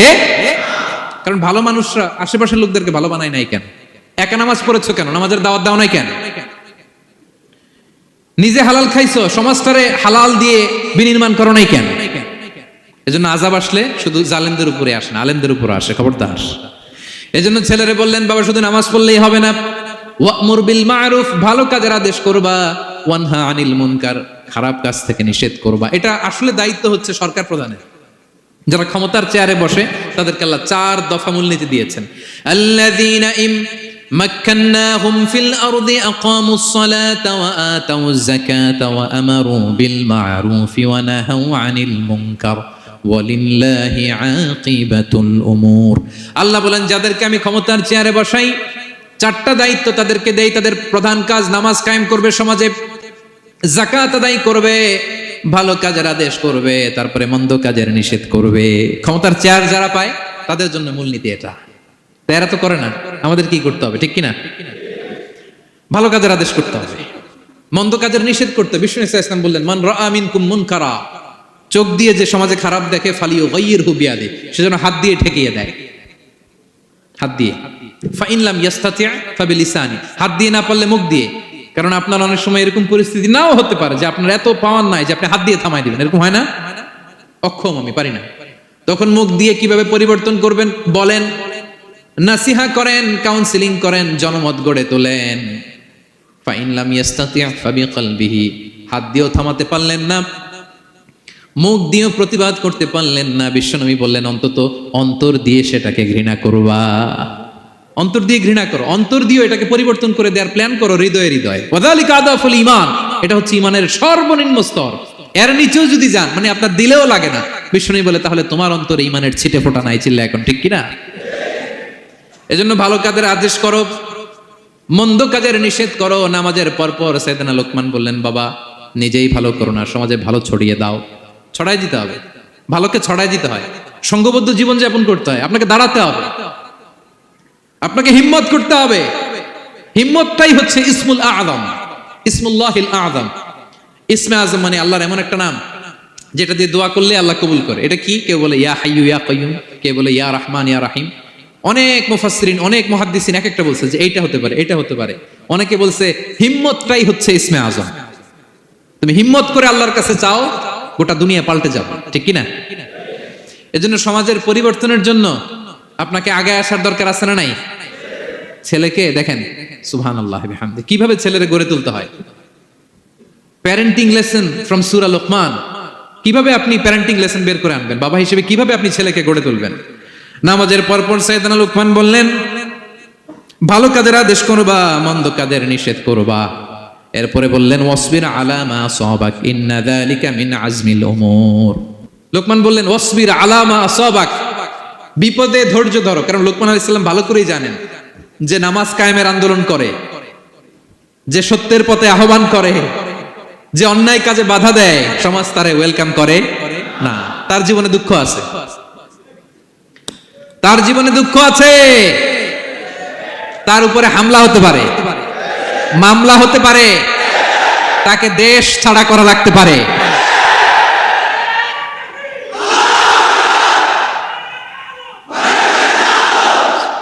ওয়াসবির আলা মা আসাবাক, বাবা খুব ভালো করেই জানে বিপদ নেমে আসতে পারে।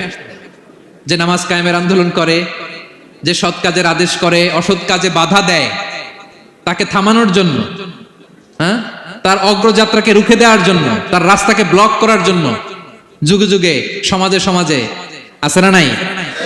আছে। ঘাবড়ে গেলে চলবে না। এই পথ এটা ফুলসজ্জার কোনো পথ নয়, এটা কণ্টকাকীর্ণ। এখানে প্রতি পদে পদে কাটা, এটা জেনেই আমরা এই পথে এসেছি, ঠিক কিনা? এজন্য আমাদেরকে রুখে দেয়া যাবে না। আমরা সত্যের কথা বলেই যাব, আমরা অন্যায় দেখলে প্রতিবাদ করেই যাব। প্রতিবাদ করবেন, দাঁড়াবেন। আপনি দাঁড়ালেই দেখবেন পরিস্থিতি অন্যরকম হয়ে গেছে। দাঁড়ান না, যে আপনি অন্যায় করতেছে, আপনি দাঁড়ান না কেন? অপরাধ করতেছে, আপনি থামান না কেন? আপনার বোনের বয়সী একটা মেয়েকে টিস করতেছে কিছু ছেলেরা, আপনি দাঁড়ান না কেন? ওদের 10 জনের চেয়ে আপনার শক্তি অনেক বড়। সত্যের যে শক্তি আছে, মিথ্যা তার সামনে মুখ থুবড়ে পড়ে। আপনি দাঁড়ান, আপনি জিজ্ঞেস করেন এরকম করতেছো কেন, টিস করতেছো কেন? আপনি ওখানে জনমত গড়বেন। আপনি দাঁড়ালে আরো 10 জন দাঁড়াবে, ঠিক কিনা? দাঁড়াতে আপনাকে হবে, সাহস করে দাঁড়াতে হবে। সালাত কায়েমের আন্দোলন যারা করে, সৎ কাজের আদেশ যারা দেয়, মন্দ কাজ থেকে নিষেধ যারা করে, তাদের জীবনে পরীক্ষা আছে না নাই? এজন্য সাইয়েদনা লোকমান বললেন, বাবা যেই নাসিহত তোমাকে দিচ্ছি এটা পালন করলে বিপদ আসবে, কিন্তু ঘাবড়ে যেও না, আতঙ্কিত হয়েও না। ওয়াসবির আলা মা আসাবাক, বিপদে ধৈর্য ধরো, ধৈর্য ধারণ করতে হবে। সবর, সবর নিয়ে কোথায় যেন আলোচনা করেছিলাম যে সবর এটা এমন একটা গাছ যে গাছের চারিদিকে থাকে কাটা, কিন্তু ফলটা বড় মিষ্টি। সবর বাংলা জানেন তো কি? ধৈর্য। ধৈর্য এমন একটা গাছ যে গাছের চারিদিকে কাটা, কিন্তু ফলটা মিষ্টি, সুস্বাদু। ওই সুস্বাদু ফল খেতে হলে এই কাটাগুলো সহ্য করতে হবে। ধৈর্য। ছোট্ট ছেলে মেয়েদেরকে ননির পুতুল করে গড়ে তুলবেন না, খবরদার। ওদেরকে কষ্ট সহিষ্ণু করে গড়ে তুলবেন। আপনি থাকতেই কষ্ট করা শিখান, তার জীবনটা স্মুথ হবে, তার ক্যারিয়ারটা ব্রাইট হবে, তার ভবিষ্যৎটা সুন্দর হবে। ছেলেমেয়েরা কিছু চাইলেই সাথে সাথে দিবেন না। অনেক বাবা মা আছে এত আদর করে, এত বেশি আহ্লাদ করে, যা চায় তাই দেয়, পরে হিতে বিপরীত হয়, ঠিক কিনা? ছেলে মেয়েকে অভাব শেখান, ছেলে মেয়েকে কষ্ট শেখান, ওদেরকে সংগ্রাম শেখান, প্রতিকূল পরিবেশে কি করে টিকে থাকতে হয় এটার সবক শেখান। সেদিন লোকমান তাই করলেন, ছেলেদের সবর শিখাইলেন যে বাবা ধৈর্য ধারণ করো, আতঙ্কিত হবা না। জীবন এটা সহজ নয়, জীবন চলার পথ সহজ নয়, এটাকে সহজ করে নিতে হয়। কখনো সবর করে, কখনো ক্ষমা করে, কখনো অন্যকে ইগনোর করে, কখনো দোয়া করে, কখনো আল্লাহর উপর তাওয়াক্কুল করে, ঠিক কিনা? ছেলে মেয়েকে আদর করে বোঝাবেন, বাবা এখন তুমি বাবার হোটেলে খাও, মায়ের হোটেলে ঘুমাও। সারা জীবন এমন চলবে না, দুনিয়াটা বড্ড কঠিন, এখানে কেউ কাউরে জায়গা করে দেয় না, নিজের জায়গা নিজেরই করে নিতে হয়, ঠিক কিনা? ছোটবেলা থেকেই তাকে দৃঢ় মনোবলের করে তুলতে হবে যে বাবা দুনিয়াটা এত সহজ নয়, এটা সহজ করে নিতে হয়। This is the life hacks. এই লাইফ হ্যাক গুলো আপনি শেখাবেন, লাইফ লেসন গুলো শেখাবেন। ধৈর্য ধরো, সৎ কাজের আদেশ দাও, মন্দ কাজের নিষেধ করো। এগুলো করতে গেলে একটু বাধা বিপত্তি আসবে, কিন্তু শেষ হাসিটা তুমিই হাসবে, ঠিক কিনা? বিজয় তোমারই হবে। কি বলেন? সময়ই কথা বলে, সময়ই কথা বলে। বিপদে ধৈর্য ধরো। বিশ্বনবী আল্লাহ বললেন, ওয়াসবির আলা মা ইয়াকুলুনা ওয়াহজুরহুম হাজরান জামিলা। নবী হে, বিপদে ধৈর্য হারা হবেন না। ভালো সময় সামনে আসছে, মক্কায় আপনারে কষ্ট দেয়, গণক বলে, জাদুকর বলে, পাগল বলে, মদিনাতে বিজয় আপনারই হবে, ঠিক কিনা? ছেলে মেয়ে যেন আশাবাদী হয়ে গড়ে ওঠে, হোপফুল, আতঙ্কিত যেন না হয়। কষ্ট শিখান, ধৈর্য শিখান। আচ্ছা গেল। এরপর তিনি বললেন, ওয়ালা তুসাইর খাদ্দাকা লিন্নাস, ও আমার কলিজার টুকরা সন্তান, ওয়ালা তুসাইর খাদ্দাকা লিন্নাস, অহংকার করে মানুষ থেকে মুখ ফিরিয়ে নিও না। ছেলেরে এবার সোশ্যাল বানানোর চেষ্টা করতেছেন, হ্যাঁ? ওয়ালা তুসাইর খাদ্দাকা লিন্নাস, দেখেন একটার পর একটা। প্রথমে স্রষ্টারে চিনাইলেন, তাই না? এরপরে স্রষ্টার ক্ষমতা সম্পর্কে শিখাইলেন, এরপরে আধ্যাত্মিকতা শিখাইলেন, এরপরে ইবাদত কি সেটা জানালেন, এরপরে তিনি সোশ্যাল এঙ্গেজমেন্ট কিভাবে করবেন, সোশ্যাল রিফর্ম কিভাবে করবেন শিখালেন। এবার মানুষের সাথে কিভাবে মিশতে হয় সেটা শিখাচ্ছেন। মানে পিপল ওরিয়েন্টেড হও, ওয়ালা তুসাইর খাদ্দাকা লিন্নাস, অহংকার করে মানুষের থেকে মুখ ফিরিয়ে নিও না, মুখ ছিটকাবে না, মানুষকে সম্মান করো, মানুষের সাথে মেশো, বি পিপল ওরিয়েন্টেড। আমাদের অনেক ছেলে মেয়েরা মানুষের সাথে মিশতে পারে না, দোষ কার? বাবা মায়ের, শেখায় না। একটা সময় আমাদের মনে আছে, ছোটবেলায় মেহমান আসলে আমরা এত খুশি হইতাম, কি বলেন? মেহমানের কাছে যাইতাম, সূরা শোনাইতাম, কবিতা শোনাতাম, এটা খেলতাম, ওইটা করতাম, যাওয়ার সময় আমাদেরকে টাকা দিয়ে যেত, হায় রে খুশি। এখন দেখবেন টেনে হিসেবে মেহমানের সামনে আনা যায় না। এরকম আছে না নাই? অনেক ফ্যামিলিতে এরকম আছে যে তারা সারাদিন ডিভাইস নিয়ে, এই ডিভাইস আসক্তি এত মারাত্মক পর্যায়ে পৌঁছেছে যে তারা মানুষের সাথে মিশতে পারে না। এই পাবলিক ওরিয়েন্টেশনটা অনেকের নাই, পিপল ওরিয়েন্টেশন নাই। অনেক ছোট বাচ্চা, মেহমান আসছে, তুমি একটু আসো, সালাম দাও, বসো, আসতে চায় না, বসতে চায় না, কারণ ওরা শেখানো হয় না। সারাদিন দিয়ে রাখছে কি হাতে? মোবাইল। এই জন্য ছোটবেলা থেকে আমরা যেন সামাজিক বানাই, বাচ্চাকে যেন শেখাই, বাবা মুরব্বীকে দেখলে সালাম দিতে হবে, কি করতে হবে, ওরা শিখাবেন। অনেক সময় ছোট বাচ্চারা না বুঝে দারোয়ানের সাথে খারাপ আচরণ করে, ঘরের কাজের বুয়ার সাথে খারাপ আচরণ করে, ড্রাইভারকে বকা দেয়, আছে না নাই? ভদ্রতা, ডিসেন্ট ম্যানার আপনি শিখান নাই তো, শিখবে কোত্থেকে? এই তো শুরুতেই বললাম যে গরুর পেট থেকে বেরোলে গরু হয়, কিন্তু মানুষের পেট থেকে বেরোলেই ওটা মানুষ হয় না। ওটারে মানুষ বানাতে হয় দিনের পর দিন, মাসের পর মাস, টিউনিং করে, পলিশিং করে, গাইড করে করে মানুষের মতো মানুষ বানাতে হয়। তাহলে ছেলেনে বললেন, ওয়ালা তুসাইর খাদ্দাকা লিন্নাস, তোমার চেহারাকে মানুষ থেকে ফিরিয়ে নিও না, গণমুখী হও, মানুষের সাথে মেশো। ছেলে মেয়েদেরকে এটা বলবেন। শহরে থাকলে মাঝে মাঝে গ্রামে নিয়ে যাবেন, কাদার মধ্যে ছেড়ে দিবেন, হাট বেটা, হ্যাঁ, কাদায় ছেড়ে দিবেন, পুকুরে ছেড়ে দিবেন, দৌড়াদৌড়ি করতে করতে তারপরে তারা শিখবে, দেখবে। মাছ, জ্যান্ত মাছ দেখে নাই আমাদের অনেক ছেলে মেয়ের, আছে না নাই? ওরা ভাবে মাছ বোধহয় ওই ইয়ের মধ্যেই পাওয়া যায়, শপিং মলেই পাওয়া যায়, ফ্রিজের মধ্যে থাকে, এরপরে এটা খাইতে হয়। জ্যান্ত মাছ দেখলে দেখবেন ভয় পেয়ে গেছে, কারণ শেকড়ের সাথে এদের কোনো সম্পর্ক নাই। এরা যেন গণমুখী হয়, শেকড়ের সাথে যেন এদের সম্পর্ক থাকে। হ্যাঁ, এটাই দেখেন, এই উপদেশটা কয় হাজার বছর আগের। মনে হচ্ছে যেন আজকের পরিস্থিতি দেখে দেখে লোকমান ইসলাম ছেলেকে অ্যাডভাইস করতেছেন। সুবহানাল্লাহ বলবেন না? ওয়ালা তুসাইর খাদ্দাকা লিন্নাস, মানুষ থেকে মুখ ফিরিয়ে নিও না। ছেলে মেয়েদের শিখান, মানুষ দেখলে ভয় পেও না, মানুষের কাছে যাও, মানুষের দুঃখ দুর্দশা দূর করার চেষ্টা করো, গণমুখী হও, মানুষকে দেখলে সালাম দাও, মুচকি হাসি দাও, হাত বাড়িয়ে মুসাফা করো, তাহলেই না মানুষের সাথে তুমি মিশবে, শিখবে, জানবে, ঠিক কি না? এরপরে বললেন, ওয়ালা তামশি ফিল আরদি মারাহা, আমার কলিজার টুকরা সন্তান, অহংকার করে রাস্তা দিয়ে হেঁটো না, কারণ ইন্নাল্লাহা লা ইউহিব্বু কুল্লা মুখতালিন ফাখুর, আল্লাহ অহংকারীকে পছন্দ করেন না। এবার বডি ল্যাঙ্গুয়েজ শিখাচ্ছেন ছেলেকে, কিভাবে হাঁটবে। আমাদের অনেক সময় ছেলে মেয়েরা খুবই ভালো, নিষ্পাপ, শুধু ভিতরটা পরিষ্কার হইলে হবে না, আপনার জেস্চারও তো ভালো হইতে হবে। হ্যাঁ, ভিতর ভালো কিন্তু প্রকাশ ভঙ্গি জানে না, আছে না নাই? এটারে ইংরেজিতে কি বলে? বডি ল্যাঙ্গুয়েজ বলে, বুঝতে পারছেন? এবার ছেলেকে বডি ল্যাঙ্গুয়েজ শিখাচ্ছে বাবা, হাঁটার সময় এইভাবে হাঁটতে হবে। ওয়ালা তামশি ফিল আরদি মারাহা, অহংকার করে রাস্তা দিয়ে হেঁটো না। এখানে তামশি বলতে শুধু হাঁটাই না, অহংকার করে ড্রাইভ করো না, অহংকার করে হুন্ডা চালিও না। এরকম আছে না নাই? আমাদের ইয়াং ছেলে মেয়েরা হুন্ডা একটা পাইলে এমন আওয়াজ করে তারা চলবে, অসুস্থদের ক্ষতি হয়, ছোট বাচ্চারা ভয় পেয়ে যায়, মাঝরাতে মানুষ লাফ দিয়ে ওঠে ঘুম থেকে। এরকম আছে না নাই? আমাদের সন্তানরা যেন এরকম না হয়। রাস্তা দিয়ে চলতে বিনয়ের সাথে হাঁটতে হবে, ভদ্রভাবে হাঁটতে হবে, কারণ রহমানের বান্দারা অহংকারী হয় না, তারা বিনয়ী হয়, ঠিক কিনা?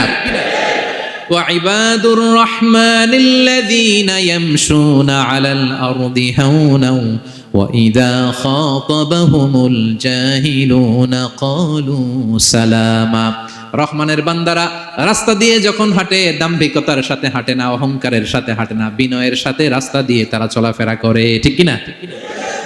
তো ছেলেকে হাতে ধরে ধরে বডি ল্যাঙ্গুয়েজ শিখাচ্ছে বাবা, অহংকার করে হেঁটো না।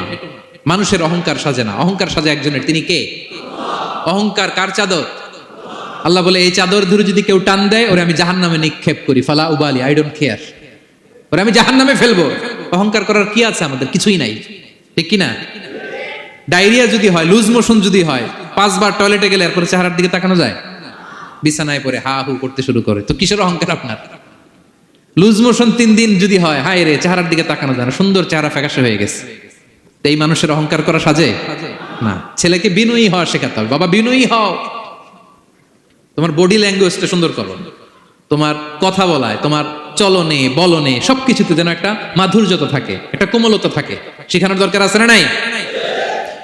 সব শেষে সাইয়েদনা লোকমান ছেলেকে বললেন, ওয়াকসিদ ফি মাশিকা ওয়াগদুদ মিন সাউতিকা ইন্না আনকারাল আসওয়াতি লাসাউতুল হামির। ওয়াকসিদ ফি মাশিক ওয়াগদুদ মিন সাউতিক। তাহলে কিভাবে হাঁটবা? হাঁটার ক্ষেত্রে একটা মিডিয়াম পেস অবলম্বন করো, মিডিয়াম পেস, ভদ্রভাবে, হ্যাঁ, মিডিয়াম মধ্যমপন্থী পন্থায় তুমি হাঁটো। তোমার হাঁটার মধ্যে যেন একটা মুনশিয়ানা ভাব থাকে, তোমার হাঁটা চলাফেরায় যেন একটা ভদ্রতার ছাপ থাকে। এটা তো হাতে ধরে ধরে শিখাইতে হবে, নাহলে শিখবে না তো, বুঝবে না তো সে। ওয়াগদুদ মিন সাউতিক, কণ্ঠটাকে মোলায়েম করো। ইন্না আনকারাল আসওয়াতি লাসাউতুল হামির, কর্কশ গলায় কথা বলো না। আমাদের অনেক ছেলেমেয়েরা অনেক শাউট করে, আছে না নাই? কেউ কি শাউটিং পারসনকে পছন্দ করে? আমরা লাইক করি? Nobody likes a shouting person. আপনি মালয়েশিয়ানদেরকে দেখেন কত কোয়াইট এন্ড কাম। হাজার হাজার মানুষ একটা প্রোগ্রাম করতেছে, একটা সাউন্ড নাই। আমাদের তো অনেক বলতে হয়, অনেক অ্যানাউন্সমেন্ট, অনেক এই সেই, ওদেরকে কিছু বলতে হয় না। ওদের আমি অনেক বড় বড় প্রোগ্রামে জয়েন করেছি, হাজার হাজার মানুষ একটা ছোট্ট ইনস্ট্রাকশন লাইন ধরে সবাই সেটা মেনে নেয়। ছেলেকে শিখাই দিলেন চলতে ফিরতে একটা মাঝারি মোলায়েম ভদ্র একটা পেস অবলম্বন করো, আর কণ্ঠটাকে নিচু করো, কর্কশ ভাষী হয়েও না। কেউ পৃথিবীতে কর্কশ ভাষীকে পছন্দ করেন? যারা চিৎকার করে চেঁচামেচি করে, আল্লাহ তাদের কণ্ঠকে গাধার কণ্ঠের সাথে তুলনা করেছেন এখানে। দ্য ব্রেইং অ্যাস, গাধার আওয়াজের চাইতে পৃথিবীতে নিকৃষ্ট কোন আওয়াজ হতে পারে? আল্লাহ বলে তুমি কি তোমার কণ্ঠকে গাধার আওয়াজের মতো করতে চাও? যদি না চাও, কণ্ঠটাকে মোলায়েম করো, কর্কশ ভাষায় কখনো মানুষকে সম্বোধন করো, কারণ কর্কশ ভাষীকে, এই শাউটিং পারসনকে কেউ কখনো পছন্দ করে না। তো এই উপদেশগুলো আমাদের ছেলে মেয়েদেরকে দেওয়ার দরকার আছে না নাই? আল্লাহু আকবার। প্রজ্ঞায় সুসজ্জিত এই উপদেশ মালাগুলো সে 3000 বছর আগে যেমনি প্রাসঙ্গিক ছিল, এখনো তেমনি প্রাসঙ্গিক। এই উপদেশগুলো আমরা ছেলে মেয়েদেরকে দিতে পারবো তো? এই 10টা উপদেশ মালা বুঝতে পারছেন আপনারা? সবাই বুঝতে পারছেন? মনে থাকবে? খেয়াল থাকবে? আমি 1 মিনিটে একটু রিভাইজ করি। কি কি উপদেশ দিলেন? প্রথমেই শুকরিয়ার কথা আল্লাহ নিজে বলেছেন, শুকরিয়া করো। আমরা যেন যে কোনো পরিস্থিতিতে শুকরিয়া করি, করলে নিয়ামত বাড়াই দিবে কে? এরপর সাইয়েদনা লোকমান ছেলেকে সর্বপ্রথম যে উপদেশটা দিলেন সেটা হলো, বাবা কি করো না? সবাই বলুন, কি করো না? কারণ শিরক হচ্ছে সবচাইতে বড় পাপ। আল্লাহ সব মাফ করে, শিরকের গুনাহ তিনি মাফ করে। এরপর আল্লাহ তাআলা নিজ থেকে আরেকটা উপদেশ ঢুকাই দিলেন, সেটা হচ্ছে কার সাথে ভালো আচরণ করো? মা বাবার সাথে। মা বাবা যদি বদদোয়া দেয়, আপনার জীবনে কখনো উন্নতি আসবে? এরপরে তিনি ছেলেকে বললেন, বাবা আল্লাহ তাআলা এমন ক্ষমতার অধিকারী, যেখানেই যে পাপ করো, ভালো কাজ করো, সবার চোখে ফাঁকি দেয়া গেল, আল্লাহর চোখে ফাঁকি দেয়া যায়? আল্লাহর শক্তি ক্ষমতার ব্যাপারে সতর্ক করলেন। এরপরে তিনি ছেলেকে বললেন, নামাজ কায়েম করো, নিজেও পড়ো, সমাজের সবাইকে নিয়ে পড়ো। এরপরে তিনি ছেলেকে বললেন, বাবা ভালো কাজের আদেশ দাও, মন্দ কাজের নিষেধ করো, মন্দ কাজ থামিয়ে দাও। তারপর বললেন, বাবা বিপদে ধৈর্য ধরো। এরপরে বললেন, গণমানুষের সাথে মেশো, পিপল ওরিয়েন্টেড হও। এরপর ছেলের বডি ল্যাঙ্গুয়েজ ঠিক করে দিলেন। মনে আছে তো আপনাদের? অহংকার বশত হেঁটো না, চিৎকার করে কথা বলো না। সবশেষে ওরাল কমিউনিকেশন কিভাবে করবে, শাউটিং না হয়ে মোলায়েম কণ্ঠে মানুষের সাথে যেন ভদ্রচিত ভাবে কথা বলতে পারে, এই উপদেশ মালাগুলো দিলেন। আমরা যারা বাবা হয়েছি, আমরাও যেন আমাদের কলিজার টুকরা সোনামণি সন্তানদেরকে এই উপদেশগুলো দেই। মনে থাকবে? সূরা লুকমানের 12 থেকে 19 নম্বর আয়াতে আল্লাহ তাআলা এই উপদেশগুলো তুলে ধরেছেন। আল্লাহ তাআলা আমাদের সবাইকে কথাগুলো বোঝার ও আমল করার তৌফিক দান করুক। আমরা পড়ি আমিন। আমরা যেন নেককার সন্তান লাভে ধন্য হতে পারি, আল্লাহ তৌফিক দান করুন। আমরা পড়ি আমিন। আমরাও যেন সাইয়েদনা লোকমানের মতো এই উপদেশ মালাগুলো আমাদের ছেলে মেয়েদেরকে দিতে পারি, আল্লাহ তুমি তৌফিক দান করো। আমরা পড়ি আমিন।